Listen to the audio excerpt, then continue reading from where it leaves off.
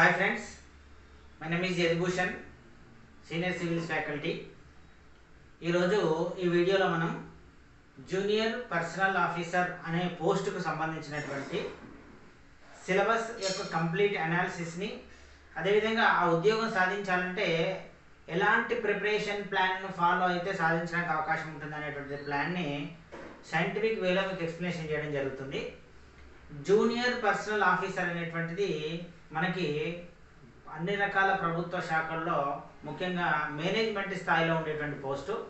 సాధారణంగా మనకి నోటిఫికేషన్స్ సంవత్సరానికి ఒకసారి కానీ 2 సంవత్సరాలకు ఒకసారి కానీ స్టేట్ లెవెల్లో అయితే రావడానికి అవకాశం ఉంటుంది. అది ఆంధ్రప్రదేశ్ అయినా తెలంగాణ అయినా. తెలంగాణకు సంబంధించినటువంటి ఉదాహరణ చూస్తే టీఎస్ ఎస్పీడీసీఎల్లో, టీఎస్ ఎంపీడీసీఎల్లో, టీఎస్ ట్రాన్స్కోలో, టీఎస్ జెన్కోలో, సింగరేణి కాలరీస్ కార్పొరేషన్ లిమిటెడ్ దాంట్లో ఈ దాదాపు 5 ప్రభుత్వ రంగ సంస్థల్లో 2015 నుంచి ఇప్పటి వరకు అట్లీస్ట్ 1 ఇయర్కి 2 ఇయర్స్కి ఒక నోటిఫికేషన్ వస్తుంది.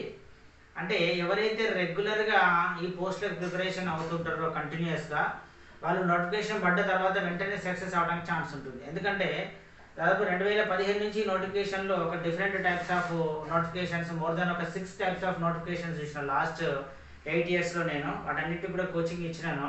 ఆ ఎక్స్పీరియన్స్ ప్రకారం ఏమంటే నోటిఫికేషన్ వచ్చిన తర్వాత ఒక 40 రోజుల నుంచి 50 రోజుల లోపే పరీక్ష జరుగుతుంది. మరి నోటిఫికేషన్ వచ్చిన తర్వాత 40 నుంచి 50 రోజులు కేవలం మీకు ఒక 2 or 3 టైమ్స్ రివిజన్కే సరిపోతుంది.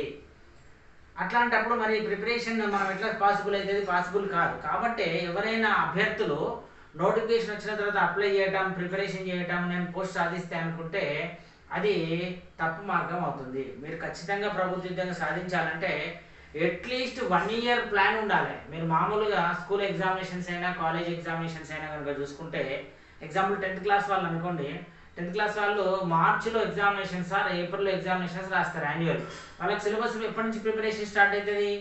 జూన్ నుంచి స్టార్ట్ అవుతుంది. అంటే June, July, August, September, October, November, December, జనవరి, ఫిబ్రవరి, మార్చ్, అంటే 10 months ముందు నుంచి వాళ్ళ ప్రిపరేషన్. అంటే ఎప్పుడో ఏప్రిల్లో జరగబోయే ఎగ్జామ్కి సంబంధించిన వాళ్ళకి ఒక 5 సబ్జెక్టులు 6 సబ్జెక్టులు ఉంటాయి. ఆ సబ్జెక్టులు అన్నింటినీ వాళ్ళు మంత్ వారీగా, తర్వాత వీక్లీ వైజ్గా, డే వైజ్గా, పీరియడ్గా వాళ్ళు క్లాసిఫికేషన్ చేసుకొని ప్రతిరోజు 6 సబ్జెక్ట్ చదవడం, వారంలో ఇంత సబ్జెక్ట్ చాప్టర్స్ కంప్లీట్ అవ్వాలి, తర్వాత 1 month టెస్ట్స్, తర్వాత 3 months tests, 6 months tests, formative assessments, summative assessments, ఈ విధంగా ఒక 6-7 రకాల పరీక్షలు రాస్తూ 6-7 టైమ్స్ వాళ్ళు రివిజన్ చేస్తారు. అంటే మామూలు 10th క్లాస్ అనే ఒక అకాడమిక్ ఎగ్జామ్కి ఒక 1 ఇయర్ ప్లాన్ ఉన్నప్పుడు మరి కాంపిటేటివ్ ఎగ్జామినేషన్స్కి మీకు ఎంత ప్లాన్ ఉండాలి? అట్లీస్ట్ ఒక 1 ఇయర్ ప్లాన్ మీకు ఉండాలి.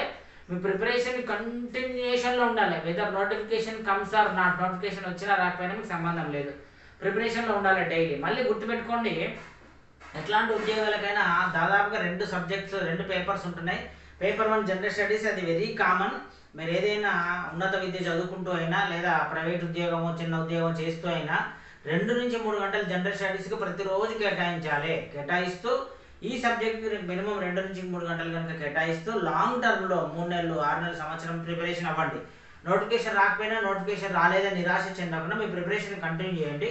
ఏదో ఒక రోజు అయితే నోటిఫికేషన్ సడన్గా అపియరెన్స్ అవుతుంది.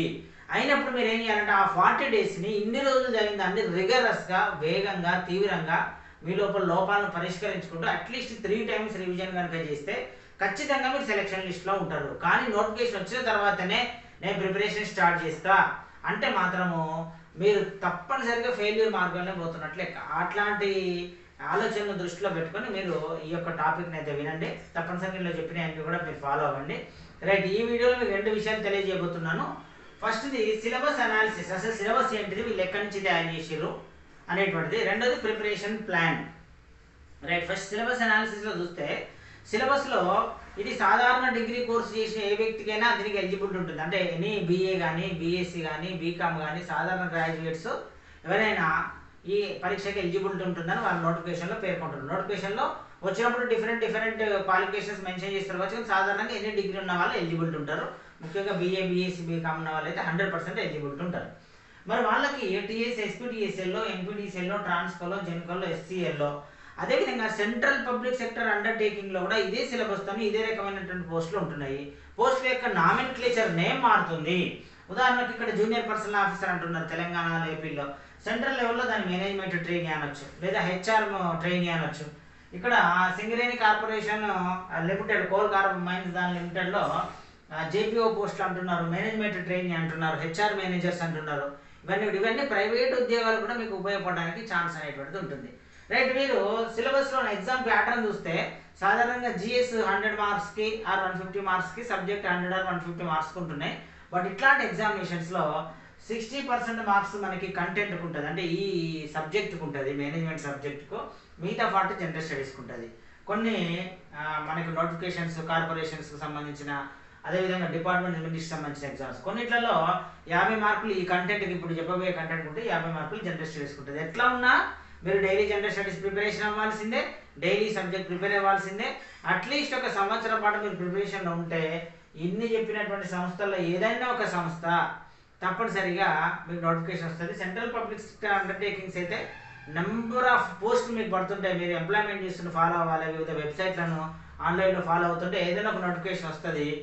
ఆ నోటిఫికేషన్కి అప్లై చేసుకుంటూ వెళ్ళాలి. అప్లై చేసిన మొదటి నోటిఫికేషన్కి ఉద్యోగం రాదు. 1, 2, 3, 4, 5 ఎన్ని ప్రయత్నాలైనా ఇలాంటి పోస్ట్ నాకు రావాలంటే మీరు ప్రిపరేషన్ అవుతూ ఉండాలి.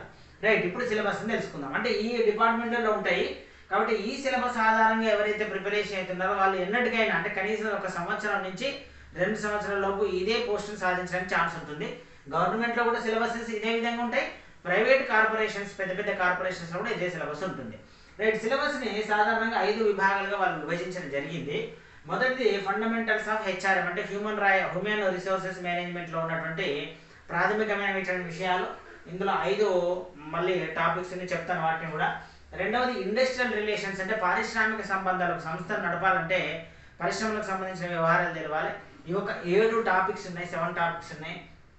తర్వాత సాధారణమైనటువంటి చట్టాలు మనకు ఉంటాయి, 7, 9 ఉంటాయి ఈ టాపిక్స్, జనరల్ లాస్.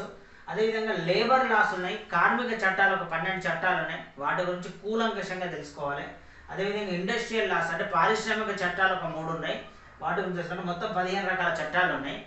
తర్వాత అడిషనల్గా ఒక 2 టాపిక్స్ కూడా మనకి సిలబస్లో యాడ్ చేయడం జరిగింది, ఒక 2 టాపిక్స్. మొత్తం 38 టాపిక్స్ ప్రిపేర్ కావాలి, గుర్తుపెట్టుకోండి. 38 టాపిక్స్ ప్రిపరేషన్ కావాలి, ఒక 5 యూనిట్లు లేదా 5 చాప్టర్లు అనుకోండి. రైట్, నేను 2015 నుంచి దాదాపు ఇలాంటి జాబ్స్ అన్నింటికీ కోచింగ్ ఆన్లైన్లో, ఆఫ్లైన్లో ఇస్తూ రావటం వల్ల వీటికి దాదాపుగా ఒక 150 వీడియోస్లో ఫుల్ ఫ్లెడ్జ్డ్గా మీకు వీడియోస్ ఆన్లైన్లో టీచ్ చేయడం జరిగింది. అదేవిధంగా దాదాపుగా అన్ని సబ్జెక్టుల నుంచి సినాప్సిస్ నోట్స్ని ఒక 300 to 400 పేజెస్ నోట్స్ తయారు చేయడం జరిగింది. అదేవిధంగా టెస్ట్స్ కూడా తయారు చేయడం అనేటువంటిది జరిగింది. ఆ విధంగా మీరు ప్రిపరేషన్ అయితే, ఆన్లైన్లో గైడెన్స్ తీసుకుని ప్రిపరేషన్ అయితే తప్పనిసరిగా మీరు సక్సెస్ సాధించడానికి అవకాశం ఉంటుంది. మీరు వాటి కోసం నన్ను సంప్రదించడానికి అవకాశం అయితే ఉంటుంది. రైట్, ఇప్పుడు ఈ వీటి యొక్క సిలబస్ ఉన్నటువంటి టాపిక్స్ డీటెయిల్గా చెప్పే ముందు ప్రిపరేషన్ ప్లాన్ ఒకటి చెప్తాను, చూడండి. ప్రిపరేషన్ ప్లాన్ వెరీ ఈజీగా ఉంటుంది, సైంటిఫిక్ వే ఇది. దాదాపుగా 25 సంవత్సరాల టీచింగ్ ఎక్స్పీరియన్స్ ఉంది నాకు. అదేవిధంగా 4 గవర్నమెంట్ జాబ్ సంపాదించినటువంటి అనుభవం ఉంది. ఆ అనుభవంతో మీకు ఈ సైంటిఫిక్ వేలో ఉన్నటువంటి టీచింగ్ ప్లాన్ ఇస్తున్నాను, మీకు ప్రిపరేషన్ ప్లాన్ ఇస్తున్నాను. ఈ ప్లాన్ని మీరు ఫాలో అవ్వండి. ఖచ్చితంగా రాబోతున్నటువంటి 1 yearలో ఖచ్చితంగా ప్రభుత్వ ఉద్యోగం సాధించడానికి ఛాన్స్ ఉంటుంది. రైట్, ఇప్పుడు ఈ యొక్క దానికోసం ప్రత్యేకంగా తయారు చేసినటువంటి 5 చాప్టర్లు ఉన్నాయి అనుకున్నాం, లేదా 5 యూనిట్లు ఉన్నాయి అనుకున్నాం. ఈ 5 యూనిట్లని డైలీ మీరు 3 గంటలు లేదా 4 గంటలు ఖచ్చితంగా సమయాన్ని కేటాయించాలి. ఐదర్ మార్నింగ్ కానీ లేదా ఈవినింగ్ కానీ కంటిన్యూస్గా 3 to 4 hours కనుక కేటాయిస్తే ఇందులో ఉన్నటువంటి టాపిక్స్ అన్నింటిని కూడా చదువుకోవడానికి వీలుంటుంది. అంటే మీ దగ్గర నోట్స్ ఉంటే నోట్స్ చదువుకోవచ్చు, వీడియోస్ ఉంటే వీడియోస్ చూడొచ్చు, వీడియోస్ చూస్తూ షార్ట్గా నోట్స్ రాసుకోవచ్చు. అట్లా చేస్తే దాదాపుగా ఒక 1 వీక్లీ, ఒక వారం మొత్తంలో 1 యూనిట్ కంప్లీట్ చేయగలుగుతాము. అంటే ఇందులో యావరేజ్గా 5 నుంచి 10 టాపిక్స్ ఉన్నాయి కదా ఒక్కొక్క దాంట్లో. అంటే యావరేజ్గా ఒక 38 టాపిక్స్ అంటే మనకు 1 వీక్లో ఒక 5 టాపిక్స్ కంప్లీట్ చేయగలుగుతాం మనం, ఆర్ 6 టాపిక్స్ కంప్లీట్ చేయగలుగుతాం. అట్లా ఒక యూనిట్ కంప్లీట్ అవ్వడానికి 1 వీక్ టైం తీసుకుంటుంది. 1 వీక్ అంటే 7 × 21 లేదా 7 × 28 గంటలు అవుతుంది మీకు ఆ సబ్జెక్ట్ మీద గ్రిప్ రావడానికి. వచ్చింది, వీడియో చూసిండ్రు, నోట్స్ రాసుకున్నారు. ఆ విధంగా ఎన్ని యూనిట్స్ ఉన్నాయి? 5 యూనిట్స్ ఉన్నాయి. కాబట్టి 5 యూనిట్స్కు 5 వీక్స్ అంటే 35 days టైం పడుతుంది మీకు. 35 days టైం పడుతుంది. మళ్ళీ ఒక 5 days ఎక్స్ట్రా తీసుకోండి అడిషనల్గా. ఎందుకంటే ఒకరోజు మీరు సిలబస్ ఫాలో కాకపోవచ్చు, ఏదో ఒక ఇబ్బంది తలెత్తవచ్చు, లేదా ఒక యూనిట్కి మనం అనుకున్నట్టు 1 వీకే కాకుండా ఇంకా 1 or 2 days ఎక్స్ట్రా అవ్వచ్చు. అట్లా అడిషనల్గా ఒక 5 days స్పేర్లో పెట్టుకోవాలి. ఎప్పుడైనా కానీ మన ప్లాన్కి అడిషనల్గా 10% స్పేర్లో పెట్టుకోవాలి. ఎప్పుడైనా ఏ ప్లాన్ అయినా పెట్టుకుంటే మనకి ఏమైనా ఇబ్బంది రావచ్చు, జ్వరం రావచ్చు, ఏదైనా ఆటంకం ఏర్పడవచ్చు, ఫిజికల్గా కానీ మెంటల్గా కానీ సోషల్గా కానీ హెల్త్ పరంగా కానీ ఆటంకం ఏర్పడినప్పుడు ఒక 2-3 రోజులు ప్రిపరేషన్ అవుతుంది. లేదా మనం అనుకున్న దానికంటే ఎక్కువ టైం పడుతుంది ఆ సబ్జెక్టుకు. అట్లాంటప్పుడు 2-3 రోజులు అడిషనల్గా పెట్టుకోవాలి. ఇక్కడ నేను 5 days అడిషనల్గా పెట్టినాను. అంటే టోటల్ సిలబస్ని మీరు ఇక్కడ నేను చెప్పిన మోడల్లో ఒక 150 వీడియోస్, ఒక 300 to 400 పేజెస్ నోట్స్ని స్టడీ చేయడానికి 40 days కంటిన్యూస్గా పడుతుంది. మీరు ఎలాంటి విరామం తీసుకోకుండా ఉంటే 40 days సిలబస్ మీకు కంప్లీట్ అయిపోతుంది. రైట్, అయిపోయిన తర్వాత ఏం చేయాలంటే ఇది స్టెప్ 1 టోటల్ సిలబస్ కంప్లీట్ చేసుకోవడం.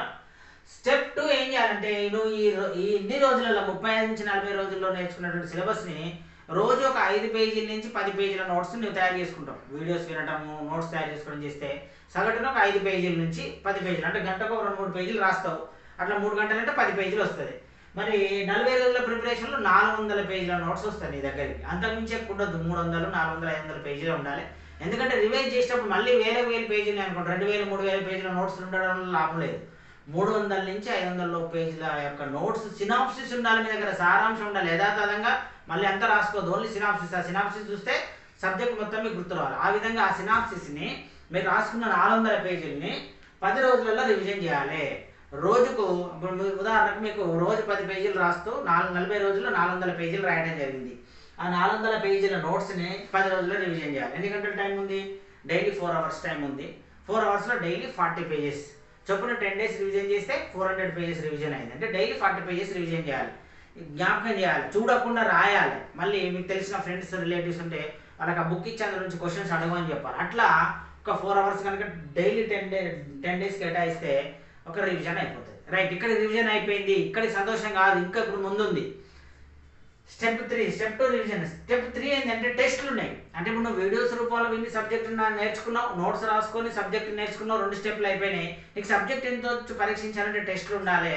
ఇప్పుడు ఆన్లైన్లో టెస్ట్లో దాదాపుగా నేను కండక్ట్ చేసే దాంట్లో ప్రతి టెస్ట్లో 20 లేదా 30 క్వశ్చన్స్ చొప్పున ఉంటాయి. ఉదాహరణకు అట్లాంటి టెస్టులు మీరు తక్కువలో తక్కువ ఒక 50 నుంచి 100 టెస్టులు రాయాలి. అంటే మీద ఒక 1000 నుంచి 2000 క్వశ్చన్స్ ఉండాలి. రోజు ఒక 100 క్వశ్చన్స్ రాసిరు అనుకోండి, ఒక 3-4 గంటల టైం కేటాయిస్తే 100 క్వశ్చన్స్ రాయొచ్చు. మీరు 100 క్వశ్చన్స్ ఆన్సర్స్ రాస్తే మీరు టెస్టులు రాస్తే 10 days టైంలో సిలబస్ అంతా అయిపోతుంది. అంటే 60 days టైం పట్టింది. మీరు గుర్తుపెట్టుకోండి, సబ్జెక్ట్ని అర్థం చేసుకోవడానికి, నోట్స్ రాసుకోవడానికి, రివిజన్ చేయడానికి, టెస్టులు రాయడానికి వన్ టైం. ఇదంతా ప్రాసెస్ అంతా వన్ టైమే. మీకు 60 days టైం పట్టింది. రైట్, నా ప్రిపరేషన్ అయిపోయింది, నేను రెడీగా ఉన్నాను కాదు. ఇప్పుడు నువ్వు ఒక్క స్టెప్ వచ్చినావు. ఇట్లాంటి స్టెప్పులు ఏం చేయాలి? మళ్ళీ ఇంకొక 20 days టైం తీసుకొని మళ్ళీ ఒక రివిజన్ పెట్టుకొని మళ్ళీ టెస్ట్ మళ్ళీ ఒకసారి రాయాలి. సెకండ్ రివిజన్ అయిపోయింది, మూడోసారి మళ్ళీ రివిజన్ చేసి మళ్ళీ టెస్ట్ రాయాలి. అంటే second time 20 days, third time 20 days. ఎన్ని డేస్ అయినాయి? ఫస్ట్ టైం ఏమో 60 days అయింది, సెకండ్ టైము 20 days అయింది, థర్డ్ టైము 20 days అయింది. మొత్తం ఎన్ని days?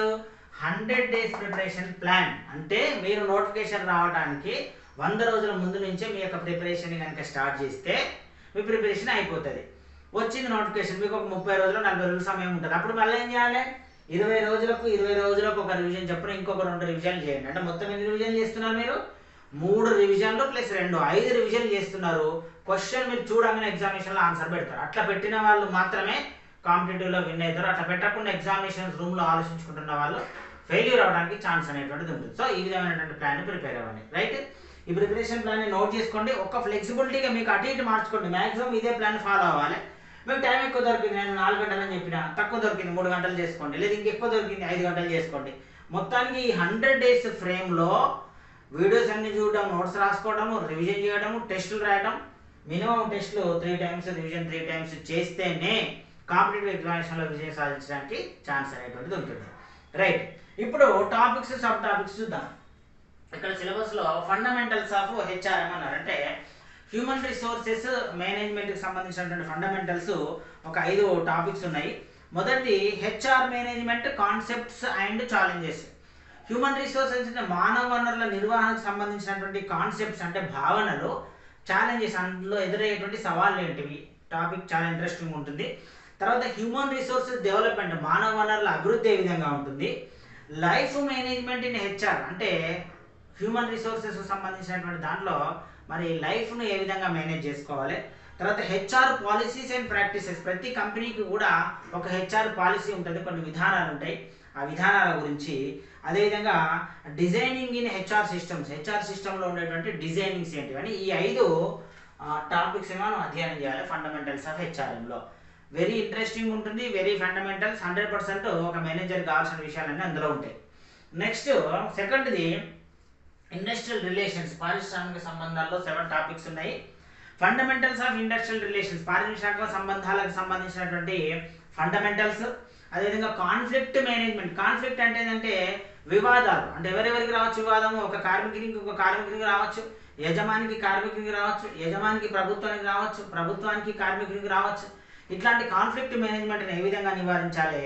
Collective bargaining and negotiation process. Bargaining అంటే ఏంటంటే ఎదుటి వ్యక్తులతో మన యొక్క ప్రోడక్ట్ సర్వీసెస్ గురించి బేరమాడడం, దీన్ని కలెక్టివ్ బార్గెనింగ్ అంటారు. నెగోషియేషన్స్ అంటే చర్చలు జరపడం, ఏదైనా సమస్య వచ్చినప్పుడు దాన్ని చర్చల ద్వారా పరిష్కరించేటువంటి కెపాసిటీ మేనేజర్ దగ్గర ఉండాలి. అదేవిధంగా గ్రీవెన్స్ మేనేజ్మెంట్, అంటే కార్మికులకు కానీ ప్రభుత్వానికి కానీ యజమానికి కానీ ఏదైనా ఫిర్యాదులు ఇవ్వాలంటే ఎట్లా ఉండాలి? గ్రీవెన్స్ సెల్, గ్రీవెన్స్ మేనేజ్మెంట్ సంబంధించింది. అదేవిధంగా ఎంప్లాయర్స్కి సంబంధించినటువంటి మేనేజ్మెంట్, అంటే ఉద్యోగులను ఏ విధంగా నిర్వహించాలి.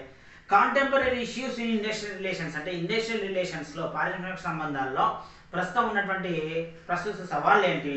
ట్రేడ్ యూనియన్స్ అంటే ఎన్ని రకాల ట్రేడ్ యూనియన్స్ ఉన్నాయి, ట్రేడ్ యూనియన్ల చరిత్ర తెలుసుకోవాలి.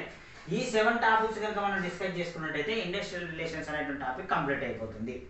నెక్స్ట్ది జనరల్ లాస్, సాధారణ చట్టాలంటే అంటే ఒక వ్యక్తికి హ్యూమన్ రిసోర్సెస్ మేనేజర్కి ఉండాల్సినటువంటి టాపిక్స్లో కాన్స్టిట్యూషన్ ఆఫ్ ఇండియా, భారతదేశం యొక్క రాజ్యాంగం గురించి తెలవాలి. Broad framework of the constitution of India, fundamental rights and directive principles of state policy, అంటే రాజ్యాంగానికి సంబంధించిన ప్రాథమిక అవగాహన ఉంటూ వ్యక్తులకు ఉండేటువంటి ప్రాథమిక హక్కులు ఏంటివి, ఫండమెంటల్ రైట్స్ ఏంటివి, directive principles of state policy అంటే ఆదేశిక సూత్రాలు ఏంటివి తెలవాలి. తర్వాత ordinance making powers of president and governor, legislative powers of union and state, అంటే గవర్నర్కు సంబంధించిన అధికారాలు, రాష్ట్రపతికి సంబంధించిన అధికారాలు, చట్టసభలకు సంబంధించినటువంటి అధికారాలు కూడా తెలియాలి. Freedom of trade, commerce and inter course, అంటే వ్యాపారానికి సంబంధించి వాణిజ్యానికి సంబంధించినటువంటి అంశాలు. Constitutional provisions relating to the state monopoly. State monopoly అంటే రాజ్యానికి అన్నింటిలో పూర్తి హక్కులు ఉంటాయి, దానికి సంబంధించిన కాన్స్టిట్యూషనల్లో వచ్చినటువంటి ప్రొవిజన్స్ ఏంటివి. అదేవిధంగా కాన్స్టిట్యూషన్ జ్యుడిషియరీలో writ jurisdiction of high courts and supreme court. జ్యూరిస్డిక్షన్లో అంటే న్యాయ విచారణ పరిధి హైకోర్టులకు ఎంతవరకు ఉంది, సుప్రీంకోర్టులకు ఎంతవరకు ఉంది. డిఫరెంట్ టైప్స్ ఆఫ్ రిట్స్, 5 రకాల రిట్స్ ఉంటాయి మనకి. హెబియస్ కార్పస్ అని, సెరిష్యూరార్ అని, కోవారెంటో అని, ఇట్లాంటి రిట్స్ గురించిన సంపూర్ణ అధ్యయనం తెలుసుకోవాలి. Concept of delegated legislation. Legislation అంటే చట్టాలు చేయడం, డెలిగేటెడ్ లెజిస్లేషన్ అంటే చట్టాలు చేసే బాధ్యతను ఎమ్మెల్యేలు, ఎంపీలు చేస్తారు, డీటెయిల్గా చట్టం చేయరు. మళ్ళీ దాన్ని అధికారులు, సెక్రటరీలు, ఐఏఎస్లు, ఐఎఫ్ఎస్లు వీళ్ళందరూ మళ్ళీ పూర్తి స్థాయిలో చట్టాన్ని సెక్షన్ వైజ్గా రూపొందిస్తారు. దాన్ని డెలిగేటెడ్ లెజిస్లేషన్ అనడం జరుగుతుంది. దీని గురించి తర్వాత రైట్ టు ఇన్ఫర్మేషన్ యాక్ట్ 2005, సమాచార హక్కు చట్టం 2005 గురించి, ఇవన్నీ కూడా జనరల్ రాస్లో 9 డిస్కస్ చేసుకోవాలి. వెరీ డీప్గా డిస్కస్ చేసుకోవాలి 100%. అట్లా ఉంటేనే మనకి ఎగ్జామినేషన్స్లో ఎలా అడిగినా రాయడానికి ఛాన్స్ ఉంటుంది. Next most important examiner concentration చేసేది లేబర్ లాస్, అంటే కార్మిక చట్టాలు. దాదాపు 12 చట్టాలు ఉన్నాయి. Factories act 1948, minimum wages act 1948 అంటే కనీస వేతనాల చట్టము, payments of wages act 1936, equal remuneration act 1976 అంటే సమాన వేతనాల చట్టము, ఈఎస్ఐ యాక్ట్ 1948 ఈఎస్ఐ చట్టము, EPF act 1952, payment of gratuity act 1972, workmen's compensation act, అదేవిధంగా మెటర్నిటీ బెనిఫిట్ యాక్ట్ మాతృత్వ ప్రయోజనాల చట్టము, ఇండస్ట్రియల్ ఎంప్లాయ్మెంట్స్ యాక్ట్ 1946, అదేవిధంగా ఇండస్ట్రియల్ డిస్ప్యూట్స్ యాక్ట్స్ అంటే పారిశ్రామిక వివాదాల చట్టము. తర్వాత ఇండస్ట్రియల్ ట్రేడ్ యూనియన్స్, ఇండస్ట్రియల్ సంబంధించిన యాక్ట్స్ ఇందులో వస్తాయి. ఇండస్ట్రియల్ లాస్లో 3 వస్తాయి. ఇండస్ట్రియల్ ఎంప్లాయ్మెంట్ యాక్ట్, అదేవిధంగా industrial disputes act, industrial trade unions act, ఈ 3 యాక్ట్స్ ఇందులో వస్తాయి. మిగతా లేబర్ లాస్ యాక్ట్ 1988, తర్వాత ఈ యాక్ట్ 1959, తర్వాత central goods and services act GST act 2017, ఇవి అన్నీ కూడా లేబర్ లాస్లో వస్తాయి. తర్వాత అడిషనల్ టాపిక్స్ 2 కూడా జీడిపి గురించి, జీఈఎం గురించి, government e market place, GDP గురించి, గ్రాస్ డొమెస్టిక్ ప్రోడక్ట్ గురించి ఇవ్వడం జరిగింది. ఈ 38 టాపిక్స్ టోటల్ చూడండి. ఫండమెంటల్స్ ఆఫ్ హెచ్ఆర్ఎంలో 5 ఉన్నాయి, ఇండస్ట్రియల్ రిలేషన్స్లో 7 ఉన్నాయి, 12, general laws 9, 21, labour laws 12, 33, industrial laws 3, 36, additional topics 2, 38. 38 topics అంటే 5 యూనిట్స్ని, వీటిని మనము డీటెయిల్గా డిస్కస్ చేసుకోవడం జరిగింది. మీకు ఈ నోటిఫికేషన్స్ గురించి ఎలాంటి సందేహాలు ఉన్నా, అదేవిధంగా సిలబస్ పైన ఎలాంటి సందేహాలు ఉన్నా, ప్రిపరేషన్ పైన ఎలాంటి సందేహాలు ఉన్నా మాకు మెసేజ్ రూపంలో మేము అడగడానికి అవకాశం ఉంది. ఈ విధంగా నేను చెప్పినటువంటి సిలబస్ని ఫాలో అవుతూ, అదేవిధంగా ప్రిపరేషన్ ప్లాన్ ఫాలో అవుతూ రాబోతున్నటువంటి నోటిఫికేషన్లో మీరు తప్పనిసరిగా జూనియర్ పర్సనల్ ఆఫీసర్ అనేటువంటి ఎగ్జామినేషన్లో విజయం సాధిస్తారని నేను ఆశిస్తున్నాను. All the best.